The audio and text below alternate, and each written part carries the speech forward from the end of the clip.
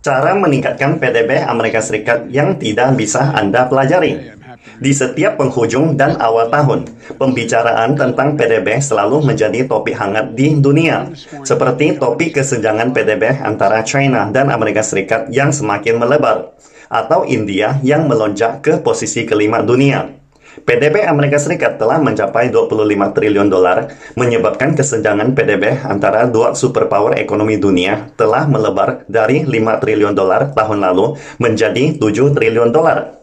Apa sih senjata rahasia Amerika Serikat dapat meningkatkan ekonominya sedemikian cepat? Washington memang telah melakukan berbagai tindakan terbaik untuk meningkatkan ekonominya. Metode utamanya dapat diringkas menjadi 2 poin, seperti penjarahan kekayaan dunia secara gila-gilaan melalui hegemoni dolar dan mengalihkan krisis domestiknya ke negara lain. Berkat provokasinya atas perang Rusia-Ukraina telah mendorong majunya ekonomi Amerika Serikat dengan menjual banyak senjata ke Ukraina dan Eropa dengan alasan bantuan, tetapi sebenarnya adalah utang yang harus dibayar, termasuk merebut pasar energi Eropa dari Rusia, membesar-besarkan ancaman Rusia, pelanggaran hak asasi manusia, dan demokrasi, terus menaikkan suku bunga dolar, dan menerapkan undang-undang pengurangan inflasi di Amerika untuk menaikkan inflasi di Eropa, serta memaksa industri manufaktur besar Eropa untuk pindah ke Amerika Serikat.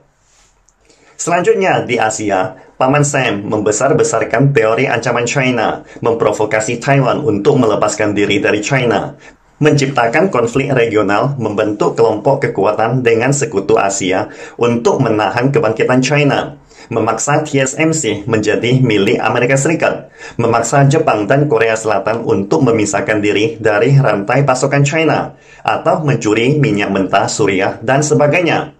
Undang-undang pengurangan inflasi Amerika dan hegemoni dolarnya telah memperburuk inflasi global, memaksa mata uang berbagai negara di dunia terdepresiasi secara tajam.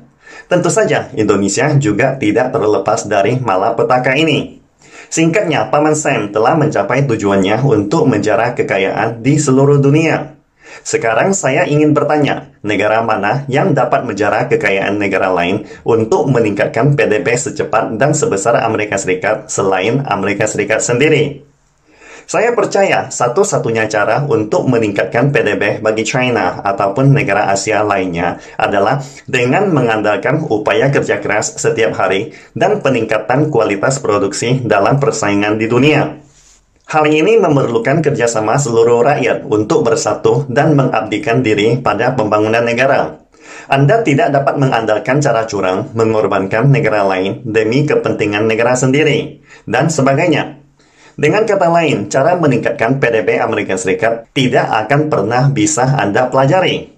Selain menjarah kekayaan dunia dan mengalihkan krisis domestik Amerika Serikat ke negara lain, cara perhitungan PDB pemerintah Biden juga sangat berbeda dari China, terutama di sisi konsumen, sedangkan China yang menekankan perekonomian sisi produksi. Apa itu perekonomian yang didasarkan pada sisi konsumen?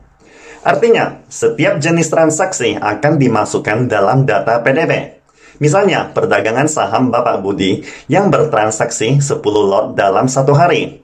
Maka akan ada 10 data PDB yang dihitung.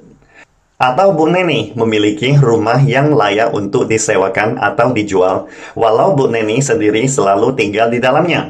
Namun, rumah ini akan selalu dimasukkan dalam PDB setiap tahun berdasarkan nilainya. Atau misalnya lagi, biaya layanan urusan hukum pengacara yang merupakan sumber utama data PDB Amerika Serikat, yang berarti Anda juga berkontribusi terhadap PDB Amerika saat Anda menggugat atau digugat orang lain. Lalu, apa yang menjadi fokus perekonomian dari sisi produksi? Artinya, menghitung data PDB berdasarkan nilai aktual produk yang dihasilkan. Misalnya, berapa banyak rumah yang benar-benar terjual berdasarkan harga jual sebenarnya, baru dimasukkan dalam data PDB. Meski begitu, ada sebagian transaksi yang tidak dimasukkan dalam PDB, seperti gabah yang diproduksi sendiri oleh petani dan tidak diperdagangkan di pasar. Kalaupun diperdagangkan, apa yang dijual di pasar bebas tidak termasuk dalam PDB. Artinya, di China, situasi seperti Amerika Serikat di atas tidak dapat dimasukkan dalam PDB. Jadi, teman-teman yang pintar mungkin telah memahami perbedaan utama kesenjangan PDB dua gajah raksasa ini.